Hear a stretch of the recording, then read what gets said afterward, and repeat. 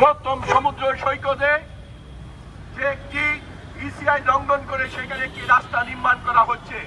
প্রিয় বন্ধুরা, আপনারা জানেন বাংলাদেশের সমুদ্র উপকূল রক্ষা করার জন্য বাংলাদেশের 3টি আইন রয়েছে।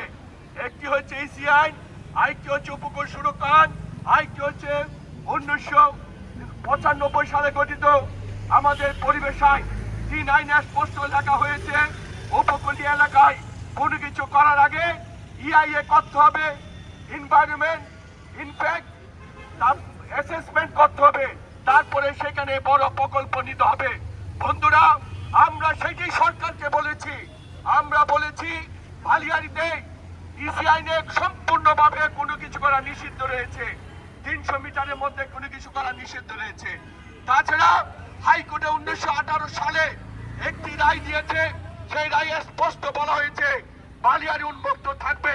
বালিয়াড়ি হচ্ছে আমাদের উপকূল রক্ষা সোপান, সেটি আমাদের বড় বড় ঢেউ থেকে জলোচ্ছ্বাস থেকে বালিয়াড়ি আমাদের রক্ষা করে। আর বালিয়াড়ি হলো কক্সবাজার সমুদ্র সৈকতের সবচেয়ে সুন্দর অংশ।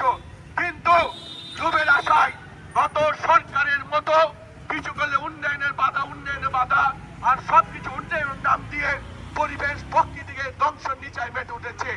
আমরা বাংলাদেশ পরিবেশ আন্দোলন বাপার পক্ষ থেকে বলেছি, আমরা কোনো উন্নয়নের বিরোধিতা করছি না, আমরা কোনো কিছু বিরোধিতা করছি না, কিন্তু রাষ্ট্রের আইন, সরকারের আইন কি বলা আছে, আমরা বাবা সরকারের রাষ্ট্রের আইনের পক্ষে বলছি।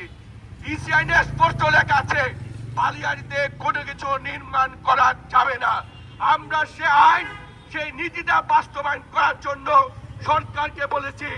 এবং আমরা জানি এই রাস্তা হওয়ার কথা ছিল ভিতরে, কিন্তু আওয়ামী লীগ শরীফ বিএনপির এক নেতার ভবন রক্ষার জন্য সেই রাস্তাটি নিয়ে যাওয়া হয়েছে আরো 100 কিলোমিটার ভিতরে এবং পুরোটাই সমুদ্রের বালিয়ার উপরে। আমরা মনে করি কক্সবাজার শুধু কক্সবাজার মানুষের সম্পদ না, এটি সারা বাংলাদেশের সম্পদ। শুধু বাংলাদেশের না, এটি পৃথিবীর বৃহত্তম একটি সমুদ্র সৈকত হিসাবে সারা পৃথিবীর মানুষের সম্পদ। শুধু তাই নয়, এই সমুদ্রে ঘিরে রয়েছে কচ্ছপ প্রজনন কেন্দ্র, সমুদ্রে রয়েছে লাল কাঁকড়া, সমুদ্রে রয়েছে সেখানে বিভিন্ন প্রজাতির মাছ, বিভিন্ন কিছু। এই যে জীব বৈচিত্র্য, এরা কথা বলতে পারে না, এরা আমাদের দিকে তাকিয়ে আছে। আমরা বাবা কি বলি তাদের পক্ষ হয়ে, এই যে জীব বৈচিত্র্য রক্ষার দায়িত্ব আমাদের। আমরা শপথ নিয়েছি পরিবেশকে রক্ষার জন্য আমরা বাংলাদেশ পরিবেশ আন্দোলন করি। বাবা তার জন্মলগ্ন থেকে পরিবেশের পক্ষে কথা বলেছে, জীব বৈচিত্র্যের কথা বলেছে, উপকূল ধ্বংসের বিরুদ্ধে কথা বলেছে এবং মানুষ ও প্রাণ প্রকৃতির পক্ষে কথা বলেছে। সেই কথা বলা অধিকার থেকে আজকে 30 বছরের বাবাকে কেউ তা রক্ষা করতে পারে না। আওয়ামী লীগের আমলে আমরা দেখেছি বিভিন্ন বাহিনী সেখানে ভ্রমণ করেছে, আমরা বাধা দিয়েছি, তারা বাধা উপেক্ষা করে লাল চক্ষু দিকে আমাদেরকে সেগুলা করেছে। কিন্তু মানুষ তাদের ঘৃণা করে, আজীবন ঘৃণা করবে। পারি আর না পারি, আমরা ঘৃণার একটি ক্ষেত্র তৈরি করেছি তাদের বিরুদ্ধে। আমরা কথা বলবো বাবা, যত শক্তিশালী সরকার হোক, আমরা ব্যক্তির কথা বলছি না।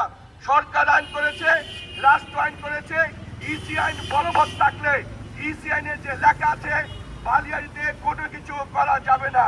এটি যে সরকার হোক, রাষ্ট্রের প্রতিষ্ঠানকে রাষ্ট্রের আইন মেনে চলতে হবে।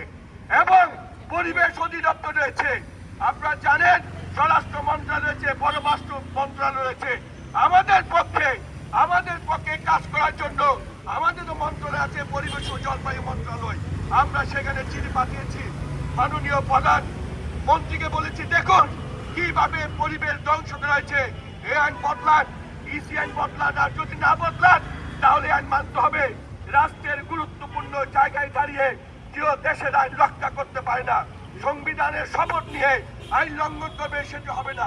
তাই আমরা পৌরসভা সহ বিভিন্ন প্রতিষ্ঠান এবং জলবায়ু মন্ত্রণালয়কে অনুরোধ করব দেশের আইন, পরিবেশ আইনের ব্যাপক প্রয়োগ করার জন্য এবং পরিবেশ আইন লঙ্ঘনের বিরুদ্ধে, ইসি আইন লঙ্ঘনের বিরুদ্ধে যারা অবস্থান নিয়েছে তাদের বিরুদ্ধে অবশ্যই আপনারা ব্যবস্থা নেবেন সেই দাবি জানিয়ে এবং